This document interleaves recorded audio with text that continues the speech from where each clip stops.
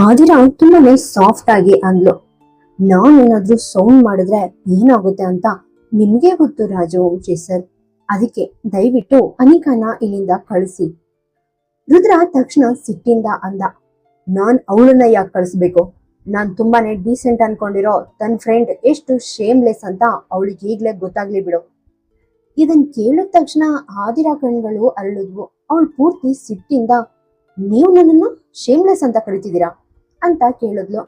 ರುದ್ರ ಅಷ್ಟೇ ಫೋರ್ಸ್ ನಲ್ಲಿ ಅಂದ, ನಾನ್ ನಿನ್ನ ನಾಚಿಕೆ ಇಲ್ಲದವಳು ಅಂತ ಕರೀದಿದ್ರೆ ಮತ್ತೇನ್ ಕರೀಲಿ? ನೀನ್ ಪಕ್ಕ ನಾಚಿಕೆ ಇಲ್ಲದ ವ್ಯಕ್ತಿ. ನೀನ್ ಬೇಕಂತಲೇ ನನ್ನನ್ನ ಕೆರಳಿಸಿದೀಯಾ. ಯಾಕಂದ್ರೆ ನಾನ್ ನಿನ್ನ ವಾಶ್ರೂಮ್ ಒಳಗೆ ಎಳ್ಕೊಂಡು ಹೋಗ್ಬೇಕು, ಆಮೇಲೆ ನಾವು ರೊಮ್ಯಾಂಟಿಕ್ ರಿಲೇಶನ್ಶಿಪ್ ಹೊಂದಬೇಕು ಅನ್ನೋದು ನಿನ್ನ ಪ್ಲಾನ್ ಆಗಿತ್ತು. ನೀನ್ ನನ್ನ ಹತ್ರ ಬರ್ಬಹುದು ಅಂತ ಅನ್ಕೊಂಡಿದ್ಯಾ. ಆದ್ರೆ ನಿನ್ನ ಈ ಚೀಪ್ ಟ್ರಿಕ್ಸ್ ನನ್ನ ಹತ್ರ ವರ್ಕ್ ಆಗಲ್ಲ. ಇದನ್ ಕೇಳಿದ ಆದಿರಾ ಮುಖದಲ್ಲಿ ಕೋಪ ಪೂರ್ತಿ ಮಿನುಕ್ತು. ಅವಳು ತಕ್ಷಣ ಹೇಳಿದ್ಲು, ಹಾಗಾದ್ರೆ ನೀವು ಕಂಪ್ಲೀಟ್ ಆಗಿ ಇಡಿಯಟ್. ಒಂದು ವೇಳೆ ನಾನು ಈ ಪ್ಲಾನ್ ಮಾಡಿದ್ರು ಕೂಡ ನೀವ್ ಅದಕ್ಕೆ ಮರಳಾಗ್ತೀರಾ ಅಲ್ವಾ? ರಾಜವಂಶಿ ಸರ್, ನೀವೀಗ ನನ್ನನ್ನ ಹುಚ್ಚನಂತೆ ಚುಂಬಿಸ್ತಿದ್ರಿ ಅಲ್ವಾ? ಅದನ್ನ ಅಷ್ಟು ಬೇಗ ಮರ್ತ್ಬಿಟ್ರಾ? ನೀವು ನಿಮ್ ಲಿಪ್ಸ್ ಇಂದ ಯಾವ ತರಹದ ಅಪ್ರಿಸಿಯೇಷನ್ ಹೇಳ್ತಿದ್ರಿ ಅನ್ನೋದು ನಿಮಗ್ ನೆನ್ಪಿಲ್ವಾ? ರುದ್ರನ್ಗೆ ಈ ಮಾತು ಕೇಳಿ ಸಿಟ್ಟು ನೆತ್ತಿಗೇರ್ತು. ಅವನು ಗರ್ಜಿಸ್ತಾ ಅಂದ, ನೀನು ನನ್ನನ್ನೇ ಈಡಿಯಟ್ ಅಂತ ಕರೆಯೋ ಧೈರ್ಯ ಮಾಡ್ತಿದ್ಯಾ? ಆದಿರಾ ಬೋಳ್ನಕ್ಕೋ ಅಂದ್ಲು, ನಾನ್ ನಿಮ್ಮನ್ನ ಮೂರ್ಖ ಅಂತ ಕರೀದಿದ್ರೆ ಮತ್ತೇನ್ ಕರೆಯೋಕೆ ಸಾಧ್ಯ ಹೇಳಿ? ರುದ್ರ ಕೋಪದಿಂದ ಹಲ್ ಕಡಿತಾ ಹೇಳ್ದ, ನಾನು ಇಡಿಯಟ್ ಆಗಿರಬಹುದು, ಆದ್ರೆ ಅಟ್ಲೀಸ್ಟ್ ನೀನ್ ತರ ಪರ್ಸನಾಲಿಟಿ ಇಲ್ಲದವನಂತೂ ಅಲ್ಲ. ನಾನು ಹುಡುಗರು ವಾಶ್ರೂಮ್ ನಲ್ಲಿ ಈ ತರ ಸುತ್ತಾಡೋ ಮನುಷ್ಯ ಅಲ್ಲ. ಆದಿರಾ ಸಿಟ್ಟಿನಿಂದ ಅಂದ್ಲು, ನೀವು ನನ್ನ ಕ್ಯಾರೆಕ್ಟರ್ ಇಲ್ದವಳು ಅಂತ ಕರಿತಿದ್ದೀರಾ? ರಾಜವಂಶಿ ಸರ್, ಈಗ್ಲೇ ಅಪಾಲಜಿ ಕೇಳಿ, ಇಲ್ದಿದ್ರೆ ನೀವು ನಿಜವಾಗಿಯೂ ರಿಗ್ರೆಟ್ ಮಾಡ್ತೀರಾ. ರುದ್ರ ಅವಳನ್ನ ನೋಡಂದ, ಫಸ್ಟ್ ಆಫ್ ಆಲ್ ಈ ಒಂದೇ ಮಾತನ್ನ ಪದೇ ಪದೇ ಹೇಳೋದನ್ನ ನಿಲ್ಸು. ನಾನ್ ವಿಷಾದಿಸ್ತೀನಿ ಅಂತ ಹೇಳ್ತಾನೆ ಇರ್ತೀಯ. ನಾನೇನಾದ್ರೂ ರಿಗ್ರೆಟ್ ಮಾಡ್ಬೇಕನ್ಸಿದ್ರೆ ಅದು ನ್ಯಾಚುರಲ್ ಆಗಿಯೇ ಆಗುತ್ತೆ. ನೀನ್ ನನ್ಗೆ ವಾರ್ನಿಂಗ್ ಬೋರ್ಡ್ ತರ ಡೈರೆಕ್ಷನ್ ಕೊಡೋ ಅವಶ್ಯಕತೆ ಇಲ್ಲ.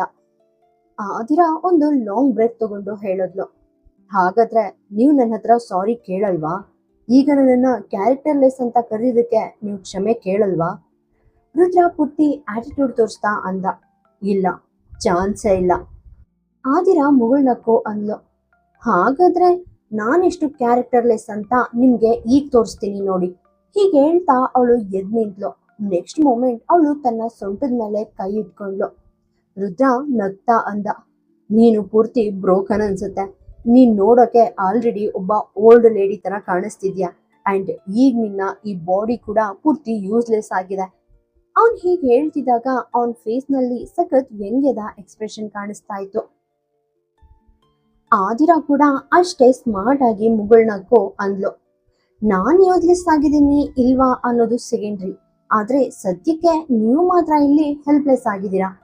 ಹೀಗೆ ಹೇಳ್ತಾ ಅವಳು ಡೈರೆಕ್ಟ್ ಆಗಿ ಬಾತ್ರೂಮ್ ಡೋರ್ ಕಡೆಗೆ ನಡೆದ್ಲು. ರುದ್ರ ಸಡನ್ ಆಗಿ ಗಾಬರಿಯಾಗಿ ಕೇಳ್ದ, ನೀನ್ ಎಲ್ಲಿಗೆ ಹೋಗ್ತಿದ್ಯಾ? ಅವಳು ಮಾತಾಡೋಕೆ ಸ್ಟಾರ್ಟ್ ಮಾಡಿದಾಗ ಅವಳ ವಾಯ್ಸ್ ಸ್ವಲ್ಪ ರೈಸ್ ಆಯ್ತು.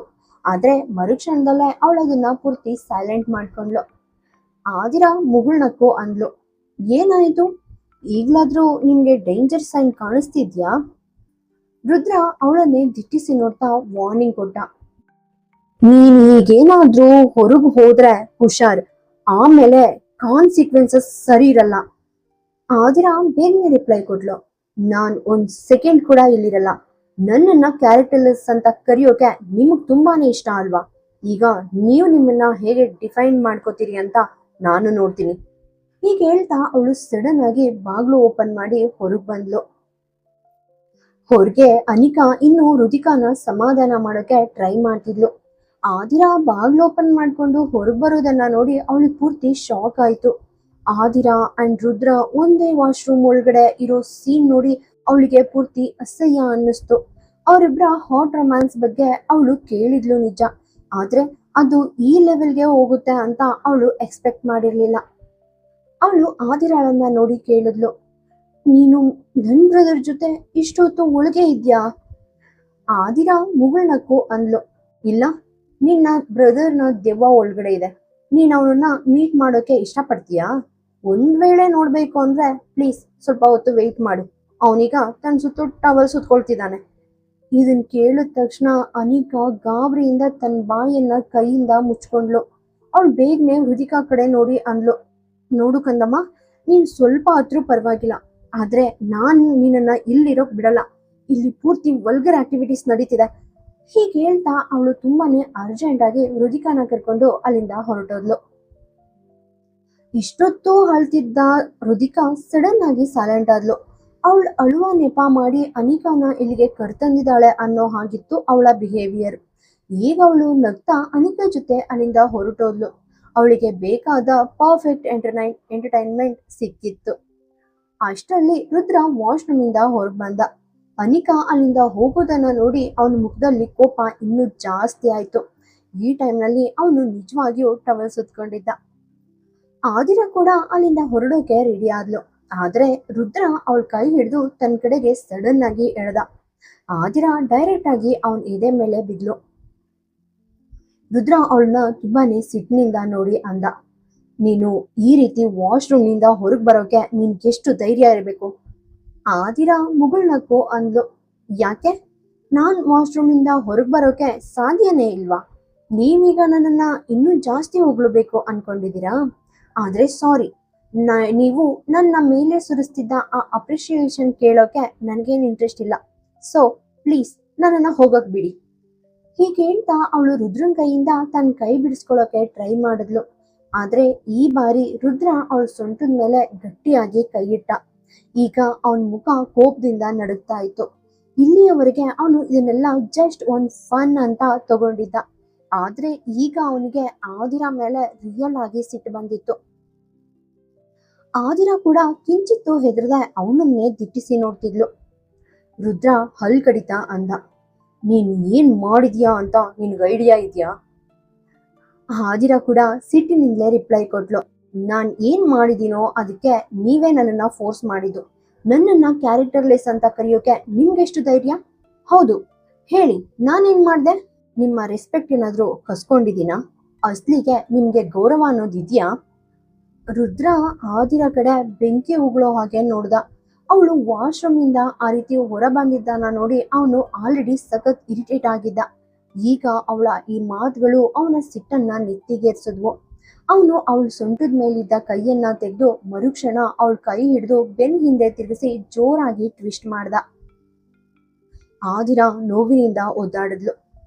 ರುದ್ರ ಪೂರ್ತಿ ರೇಗ್ತಾ ಅಂದ, ನನ್ ರೆಸ್ಪೆಕ್ಟ್ ಬಗ್ಗೆ ನೀನ್ ಮಾತಾಡ್ತೀಯಾ? ನನಗ್ ಗೌರವ ಇಲ್ಲ ಅಂತ ಹೇಳೋಕೆ ನಿನಗೆಷ್ಟು ಗಡ್ಸಿರ್ಬೇಕು? ನಿನ್ ಬಗ್ಗೆ ನಿನ್ಗೇನ್ ಅನ್ನಿಸ್ತಿದೆ? ನಿನ್ಗೆ ಅಟ್ಲೀಸ್ಟ್ ಸ್ವಲ್ಪನಾದ್ರೂ ಸೆಲ್ಫ್ ರೆಸ್ಪೆಕ್ಟ್ ಇದೆಯಾ? ನಾನ್ ಏನಾದ್ರೂ ಮಾತಾಡೋಕೆ ಸ್ಟಾರ್ಟ್ ಮಾಡಿದ್ರೆ ತುಂಬಾನೇ ಹೇಳ್ತೀನಿ ಮಿಸ್ ಆದಿರಾ. ನಿನ್ಗೆ ಅದನ್ನ ಟಾಲರೇಟ್ ಮಾಡೋಕೆ ಅಂದ್ರೆ ಸಹಿಸ್ಕೊಳ್ಳೋಕೆ ಖಂಡಿತ ಸಾಧ್ಯ ಇಲ್ಲ. ನಿನ್ಗೆ ಅಷ್ಟೊಂದು ಗೌರವ ಇದ್ದಿದ್ರೆ ನೀನು ಈ ರೀತಿ ನನ್ ಬೆಡ್ರೂಮ್ ನಲ್ಲಿ ಇರ್ತಾ ಇರ್ಲಿಲ್ಲ. ಗೌರವ ಇರೋ ಹುಡುಗಿರು ಬೇರೆಯವರ ಮನೆಯಲ್ಲಿ ಈ ತರ ರಾತ್ರಿ ಕಳಿಯಲ್ಲ. ಆದ್ರೆ ನೀನೊಬ್ಬ ಸ್ಟ್ರೇಂಜರ್ ಜೊತೆ ನೈಟ್ ಸ್ಪೆಂಡ್ ಮಾಡಿದ್ಯಾ. ನಮ್ ಮಧ್ಯ ಅಂಥದ್ದೇನು ನಡೆದಿಲ್ಲ ಅನ್ನೋದ್ ನಿಜ ಇರಬಹುದು, ಆದ್ರೆ ನೀನು ನನ್ ರೂಮ್ ನಲ್ಲಿದ್ಯಾ, ನೀನ್ ನನ್ ಬೆಡ್ ಮೇಲೆ ಇದೆಯಾ ಅಲ್ವಾ? ಇದರ ಮೀನಿಂಗ್ ನಿನ್ಗೆ ಅರ್ಥ ಆಗ್ತಿದ್ಯಾ? ಒಂದ್ ಕೆಲ್ಸ ಮಾಡು, ನೀನು ರುದ್ರ ರಾಜವಂಶಿಯ ಬೆಡ್ರೂಮ್ ನಲ್ಲಿ ಒಂದ್ ನೈಟ್ ಕಳೆದಿದ್ಯಾ ಅಂತ ಯಾರಿಗಾದ್ರೂ ಹೋಗಿ ಹೇಳು. ಅವಾಗ ಜನರು ನಿನ್ನನ್ನ ನೋಡೋ ರೀತಿ ಇದೆಯಲ್ಲ, ಅದೇ ಹೇಳುತ್ತೆ ನಿನ್ಗೆ ಎಷ್ಟು ಗೌರವ ಇದೆ ಅಂತ.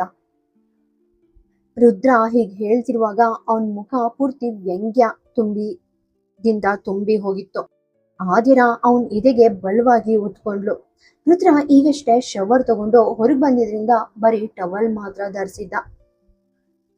ಆದಿರಾ ರುದ್ರನ್ ಎದೆ ಮೇಲೆ ಒಂದು ಕೈ ಇಟ್ಲು. ರುದ್ರ ಸೈಡ್ಗೆ ನೋಡ್ತಾ ಸಖತ್ ವ್ಯಂಗ್ಯವಾಗಿ ಅಂದ, ನನ್ ಎದೆಗೆ ಈ ತರ ಅಂಟ್ಕೊಂಡಿರೋದನ್ನ ನೀನು ತುಂಬಾನೇ ಎಂಜಾಯ್ ಮಾಡ್ತಿದ್ಯಾ ಅಲ್ವಾ? ಆದ್ರೆ ಬರೀ ಇದರಿಂದ ನಿನ್ಗೇನು ಸ್ಯಾಟಿಸ್ಫ್ಯಾಕ್ಷನ್ ಸಿಗುತ್ತೆ?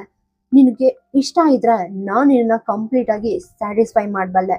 ಸೊ ಬಾ, ನಾವು ಬೆಡ್ ಮೇಲೆ ಹೋಗೋಣ. ಹೀಗೆ ಹೇಳ್ತಾ ರುದ್ರ ಮತ್ತೊಮ್ಮೆ ಸ್ಮೈಲ್ ಮಾಡ್ದ. ಆದಿರಾ ಸಿಟ್ಟಿನಿಂದ ತನ್ನ ಹಲ್ ಕಚ್ಚಿ ಹಿಡಿದ್ಲು.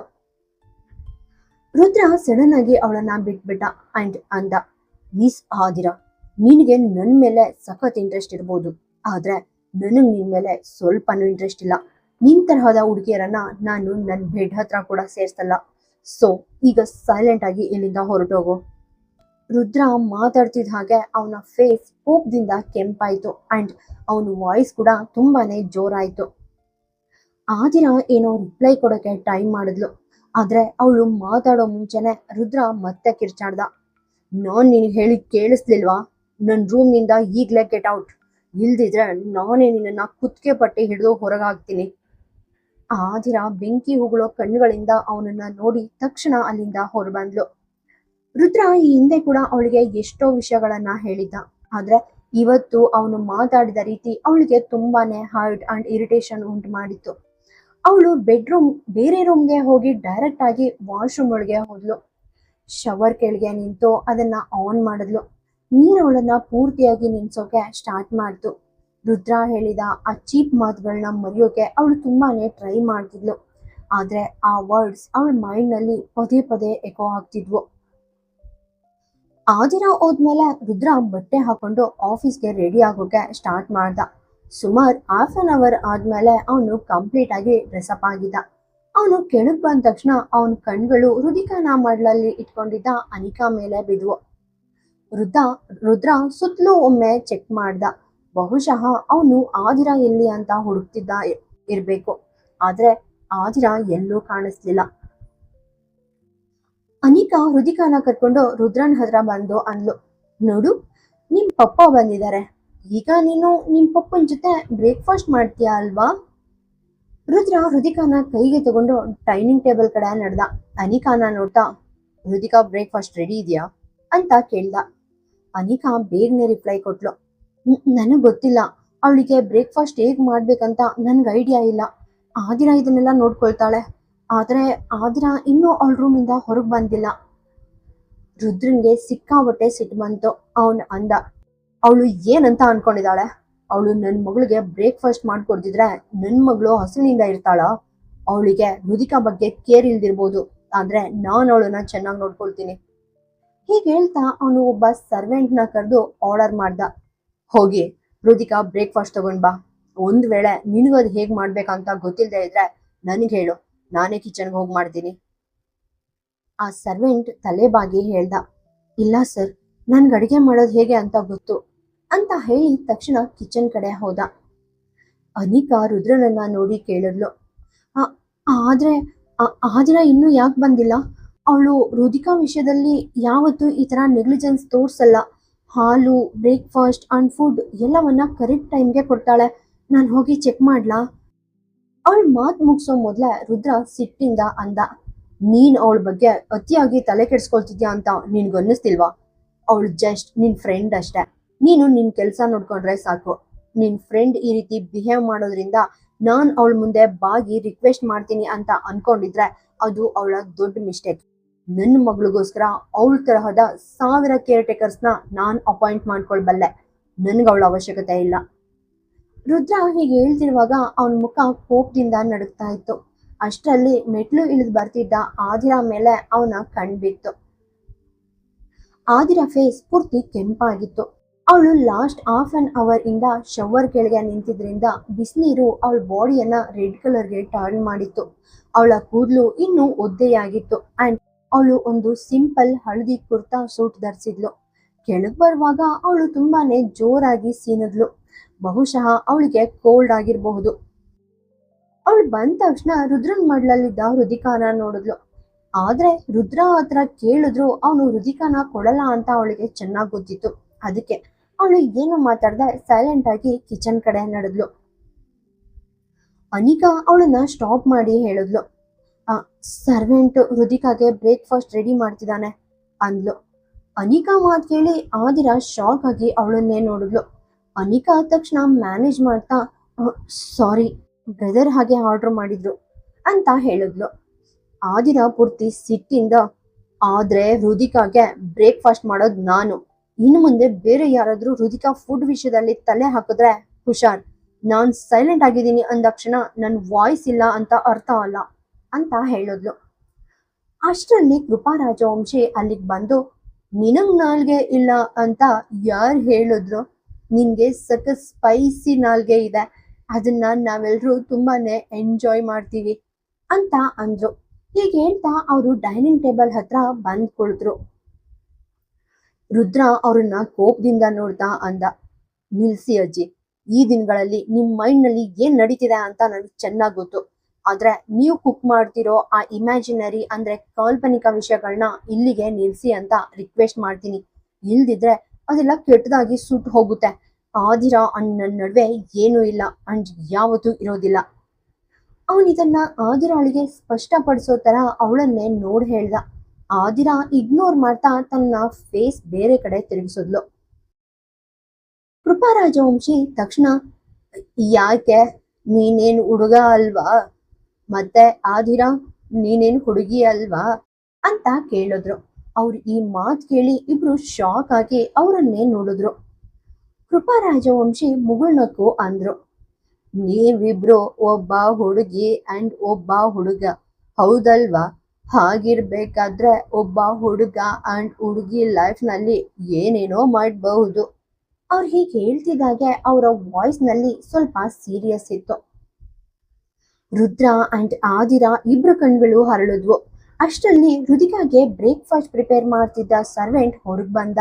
ಅವನ ಕೈಯಲ್ಲಿ ರುದಿಕಾಗೆ ಫ್ರೂಟ್ ಸರ್ಲಾಕಿರೋ ಬೌಲ್ ಇತ್ತು. ಆದಿರಾಳನ್ನ ನೋಡಿದ ತಕ್ಷಣ ಅವನು ಅದನ್ನ ಅವಳ ಹತ್ರ ತಗೊಂಡು ಹೋದ. ಆದ್ರೆ ರುದ್ರ ಅವನನ್ನ ಸ್ಟಾಪ್ ಮಾಡಿ ಅಂದ, ನಾನ್ ನಿನ್ಗೆ ಬ್ರೇಕ್ಫಾಸ್ಟ್ ಮಾಡಕ್ ಹೇಳಿದ್ದು, ಬೇರೆ ಯಾರಿಗೋ ಅಲ್ಲ. ಆಗಿರ್ಬೇಕಾದ್ರೆ ಬೇರೆಯವ್ರ ಹತ್ರ ಅದನ್ನ ತಗೊಂಡು ಹೋಗೋದ್ರಲ್ಲಿ ಏನ್ ಮೀನಿಂಗ್ ಇದೆ? ರುದ್ರನ ಆ ಲೌಡ್ ವಾಯ್ಸ್ ಕೇಳಿ ಸರ್ವೆಂಟ್ ಪೂರ್ತಿ ಹೆದ್ರು ಹೋದ. ಅವನ್ ಬೇಗನೆ ಆ ಬೌಲ್ ತಂದು ರುದ್ರನ್ಗೆ ಕೊಟ್ಟ. ರುದ್ರ ಸಿಟ್ಟಿನಿಂದ ಅವನ ಕೈನಿಂದ ಬೌಲ್ ಇಸ್ಕೊಂಡು ರುದಿಕಾಗೆ ಫೀಡ್ ಮಾಡೋಕೆ ಟ್ರೈ ಮಾಡ್ದ. ಆದ್ರೆ ರುದಿಕಾ ಅದನ್ನ ತಿನ್ಲೇ ಇಲ್ಲ. ರುದ್ರ ಇರಿಟೇಷನ್ ಇಂದ ಅವಳನ್ನ ನೋಡಿ ಕೇಳ್ದ, ನಿನಗೆ ಹಸುವಾಗಿದ್ಯಾ ಇಲ್ವಾ? ರುದ್ರ ಹೀಗೆ ಹೇಳಿದ ತಕ್ಷಣ ರುದಿಕಾ ತುಂಬಾನೇ ಜೋರಾಗಳಕ್ಕೆ ಸ್ಟಾರ್ಟ್ ಮಾಡಿದ್ಲು. ಅವಳ ಪುಟ್ಟ ಕಣ್ಗಳಿಂದ ನೀರ್ ಹರಿಯೋದನ್ನ ನೋಡಿ ರುದ್ರ ಶಾಕ್ ಆದ. ತಾನು ಜೋರಾಗಿ ಮಾತಾಡಿದ್ದಕ್ಕೆ ರುದಿಕಾ ಈ ತರ ರಿಯಾಕ್ಟ್ ಮಾಡ್ತಿದ್ದಾಳೆ ಅಂತ ಅವನು ಎಕ್ಸ್ಪೆಕ್ಟ್ ಮಾಡಿರ್ಲಿಲ್ಲ. ಅವಳ ಕಣ್ಣೀರ್ ನೋಡಿ ಅವನಿಗೆ ಏನ್ ಮಾಡ್ಬೇಕಂತಾನೆ ತೋಚ್ಲಿಲ್ಲ. ಆದಿರ ಮುಖದಲ್ಲಿ ಒಂದು ಸಣ್ಣ ಸ್ಮೈಲ್ ಕಾಣಿಸ್ಕೊಂತು. ಜನರಲ್ ಆಗಿ ರುದಿಕಾ ಅಳೋದು ಅವಳ ಹಾರ್ಟ್ ಬ್ರೇಕ್ ಮಾಡ್ತಾ ಇತ್ತು. ಆದ್ರೆ ಈ ಸಿಚುವೇಶನ್ ಸ್ವಲ್ಪ ಡಿಫ್ರೆಂಟ್ ಆಗಿತ್ತು. ರುದಿಕಾಗೆ ಏನಾದ್ರೂ ಒಂದ್ ಬೇಕು ಅಂದಾಗ ಅವಳು ಇದೇ ತರ ಅಳೋಕೆ ಸ್ಟಾರ್ಟ್ ಮಾಡ್ತಾ ಇದ್ಲು. ಕೆಲವೊಂದ್ಸಲ ಅಕಾಡೆಮಿಯಲ್ಲಿ ತುಂಬಾ ಬ್ಯುಸಿ ಇದ್ದಾಗ ಆದಿರ ಬೇರೆ ಹುಡುಗಿಯರಿಗೆ ರುದಿಕಾಗೆ ಫುಡ್ ಕೊಡೋಕೆ ಹೇಳ್ತಿದ್ಲು. ಆದ್ರೆ ರುದಿಕಾ ಮಾತ್ರ ಇದೇ ತರ ಬಿಹೇವ್ ಮಾಡ್ತಿದ್ಲು. ಇದರ ಸಿಂಪಲ್ ಮೀನಿಂಗ್ ಅಂದ್ರೆ ಅವಳಿಗೆ ಆದಿರ ಮಾತ್ರ ಬೇಕು ಅಂತ. ರುದಿಕಾ ಅಳ್ತಿರೋದನ್ನ ನೋಡಿ ರುದ್ರ ಹೆಲ್ಪ್ಲೆಸ್ ಆಗಿ ಆದಿರ ಕಡೆ ನೋಡ್ದ. ಆದ್ರೆ ಆದಿರ ಮಾತ್ರ ರುದ್ರ ಅಲ್ಲಿ ಇಲ್ವೇ ಇಲ್ಲ ಅನ್ನೋ ತರ ಕಂಪ್ಲೀಟ್ ಆಗಿ ಇಗ್ನೋರ್ ಮಾಡಿದ್ಲು. ರುದ್ರ ಸಿಟ್ಟಿಂದ ಅವಳನ್ನ ನೋಡಂದ, ರುದಿಕಾ ಅಳ್ತಿರೋದು ನಿನಗ್ ಕೇಳಿಸ್ತಿಲ್ವಾ? ಆದಿರ ತಕ್ಷಣ ರಿಪ್ಲೈ ಕೊಟ್ಲು, ಅವಳು ಅಳ್ತಿರೋದು ನನ್ಗೆ ಕ್ಲಿಯರ್ ಆಗಿ ಕೇಳಿಸ್ತಿದೆ. ಆದ್ರೆ ಸ್ವಲ್ಪ ಹೊತ್ತಿನ ಮುಂಚೆ ನೀವು ರುದಿಕಾ ಮೇಲೆ ಸಖತ್ ಜೋರಾಗಿ ಕಿರ್ಚಾಡ್ತಿದ್ರಿ ಅಲ್ವಾ? ಹಾಗಿದ್ರೆ ಈಗೇನಾಯ್ತು? ಅವಳಿಗೆ ಫುಡ್ ಹಾಕು. ಒಂದ್ ವೇಳೆ ನಿನ್ಗೆ ಅವಳಿಗೆ ಊಟ ಮಾಡ್ಸೋಕೆ ಆಗ್ಲಿಲ್ಲ ಅಂದ್ರೆ ಒಂದ್ ಕೆಲ್ಸ ಮಾಡು, ರುದಿಕಾನ ನೋಡ್ಕೊಳೋಕೆ ನಿನ್ ಹತ್ರ 1000 ಕೇರ್ ಟೇಕರ್ಸ್ ಇದಾರಲ್ವಾ, ಹೋಗಿ ಅವರಲ್ಲಿ ಒಬ್ಬರನ್ನ ಕರ್ಕೊಂಡ್ ಬಾ. ಆದ್ರೆ ಒಂದ್ ವಿಷಯ ನೆನ್ಪಿಟ್ಕೋ ರಾಜವಂಶಿ ಸರ್, ನನ್ನ ರುದಿಕಾ ಬೇರೆಯವ್ರ ಕೈಯಿಂದ ಫುಡ್ ತಿನ್ನಲ್ಲ. ಖಂಡಿತ ನಾನು ರುದಿಕಾಗೆ ಜನ್ಮ ಕೊಟ್ಟಿಲ್ಲ ಇರಬಹುದು, ಆದ್ರೆ ರುದಿಕಾ ನನ್ನನ್ನ ಪೂರ್ತಿಯಾಗಿ ಆಕ್ಯುಪೈ ಮಾಡ್ಕೊಂಡಿದ್ದಾಳೆ. ಅವಳು ಯಾಕೆ ಹೀಗ್ ಮಾಡ್ತಾಳೆ ಅಂತ ನನಗ್ ಗೊತ್ತಿಲ್ಲ. ಆದ್ರೆ ಅವಳು ತುಂಬಾನೇ ಹಠಮಾರಿ. ಅವಳಿಗೆ ಅವಳು ಆದಿರ ಬೇಕು ಅಂದ್ರೆ ಅವಳು ಕೇವಲ ತನ್ನ ಆದಿರಾಳನ್ನೇ ಬಯಸ್ತಾಳೆ ಅಂತ ಅರ್ಥ. ರುದ್ರ ಪೂರ್ತಿ ಸಿಟ್ನಿಂದ ಕೇಳ್ದ, ನೀನೀಗ ನನಗೆ ಚಾಲೆಂಜ್ ಮಾಡ್ತಿದ್ಯಾ? ಆದಿರ ತನ್ನ ತಲೆ ಅಲ್ಲಾಡಿಸಿ ಅಂದ್ಲು, ಖಂಡಿತ ಇಲ್ಲ, ನಾನ್ ಜಸ್ಟ್ ನಿಮ್ಗೆ ರುದಿಕಾ ಬಗ್ಗೆ ಹೇಳ್ತಿದ್ದೀನಿ ಅಷ್ಟೆ. ನನ್ನ ಮಗಳು ಬಗ್ಗೆ ನಿನ್ ಹತ್ರ ಏನನ್ನು ತಿಳ್ಕೊಳ್ಳೋ ಅವಶ್ಯಕತೆ ನನಗಿಲ್ಲ. ರುದಿಕಾಗೆ ನಾನು ಹೇಗೆ ಕೇರ್ ಟೇಕರ್ ಆಗ್ತೀನಿ ಅಂತ ನೀನೇ ನೋಡ್ತಿರೋ, ಆವಾಗ ನಿನಗರ್ಥ ಆಗುತ್ತೆ ನನ್ನ ಮಗಳಿಗೆ ನಿನ್ನ ಅಗತ್ಯ ಇಲ್ಲ ಅಂತ. ರುದ್ರ ಹೀಗೆ ಹೇಳ್ತಿದ್ದಾಗ ಅವನ ಫೇಸ್ ನಲ್ಲಿ ಒಂಥರ ಪೈಶಾಚಿಕ ಎಕ್ಸ್ಪ್ರೆಷನ್ ಇತ್ತು. ಅವನು ಮತ್ತೆ ರುದಿಕಾಗೆ ಫುಡ್ ಕೊಡೋಕೆ ಟ್ರೈ ಮಾಡ್ದ. ಆದ್ರೆ ರುದಿಕಾ ತನ್ನ ಕೈಯಿಂದ ಆ ಬೌಲ್ ಪಕ್ಕಕ್ಕೆ ತಳ್ಳಿದ್ಲು. ರುದ್ರ ಅವಳನ್ನೇ ಶಾಕ್ ಇಂದ ನೋಡ್ದ. ರುದಿಕಾಗೆ ತುಂಬಾನೇ ಹಸುವಾಗಿದೆ ಅಂತ ಆದಿರಾಗೆ ಚೆನ್ನಾಗಿ ಗೊತ್ತಿತ್ತು. ಅದಕ್ಕೆ ಮಗು ತನ್ನ ಕೈ ಕಾಲುಗಳನ್ನ ಜೋರಾಗಿ ಆಡ್ಸೋಕೆ ಸ್ಟಾರ್ಟ್ ಮಾಡಿತ್ತು. ಆದ್ರೆ ಆದಿರ ರುದ್ರನನ್ನೇ ನೋಡ್ತಿದ್ಲು. ಅವನು ಹೇಗಾದ್ರೂ ಮಾಡಿ ಮಗುವನ್ನ ತನಗೆ ಕೊಡ್ತಾನೆ ಅಂತ ವೆಯ್ಟ್ ಮಾಡ್ತಿದ್ಲು. ಆದ್ರೆ ರುದ್ರ ಆದಿರಾ ಅಂಡ್ ಹೃದಿಕಾ ಇಬ್ರಿಗಿಂತಲೂ ದೊಡ್ಡ ಹಠಮಾರಿ ಅಂತ ಪ್ರೂವ್ ಮಾಡ್ದ. ಅವನು ಹೃದಿಕಾನ ಎತ್ಕೊಂಡು ಡೈರೆಕ್ಟ್ ಆಗಿ ಹೊರಗೋದ. ಆದಿರಾ ಪೂರ್ತಿ ಶಾಕ್ ಆದ್ಲು. ಅವಳು ಬೇಗನೆ ಹೊರಗೂಡ್ ಬಂದಾಗ ರುದ್ರ ಕಾರ್ ಒಳಗಡೆ ಹೃದಿಕಾ ಜೊತೆ ಇರೋದನ್ನ ನೋಡಿದ್ಲು. ಅವನು ಮಗುವನ್ನ ತನ್ನ ಮಡ್ಲಲ್ಲೇ ಕೂರಿಸ್ಕೊಂಡು ಕಾರ್ ಡ್ರೈವ್ ಮಾಡೋಕೆ ಸ್ಟಾರ್ಟ್ ಮಾಡ್ದ. ಸ್ವಲ್ಪ ಟೈಮ್ನಲ್ಲೇ ರುದ್ರನ ಕಾರ್ ರಾಜವಂಶಿ ಮ್ಯಾನ್ಷನ್ ಇಂದ ಆಚೆ ಹೋಯ್ತು. ಆ ಕಾರ್ ದೂರ ಹೋಗೋದನ್ನ ಆದಿರಾ ಹಾರ್ಟ್ ಬ್ರೋಕನ್ ಆಗಿ ನೋಡ್ತಾ ನಿಂತಿದ್ಲು.